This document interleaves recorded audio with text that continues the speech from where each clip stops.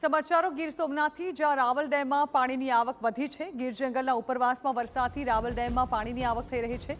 રાવલ ડેમના 2 દરવાજા 1-1 ફૂટ સુધી ખોલાયા છે। ગીર ગઢડાના 7 ગામ અને ઉનાના 11 ગામને સાવચેત રહેવા સૂચના અપાઈ છે। તો રાવલ ડેમના 2 દરવાજા ખોલાતા રાવલ નદી ગાંડીતુર બની છે।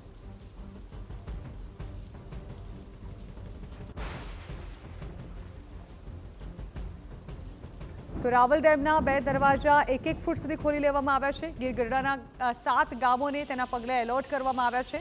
ભારે વરસાદી માહોલ સર્જાતા ડેમ ઓવરફ્લો થવાની ઘટનાઓ પણ સામે આવી રહી છે અને સાથે સાથે નદીઓ પણ જે છે તે ગાંડીતુર બની રહી છે। ત્યારે રાવલ ડેમના 2 દરવાજા ખોલાતા જે નીચાણવાળાના આસપાસના વિસ્તારોના ગામો છે તેઓને એલર્ટ રહેવા ખાસ સૂચના આપવામાં આવી છે।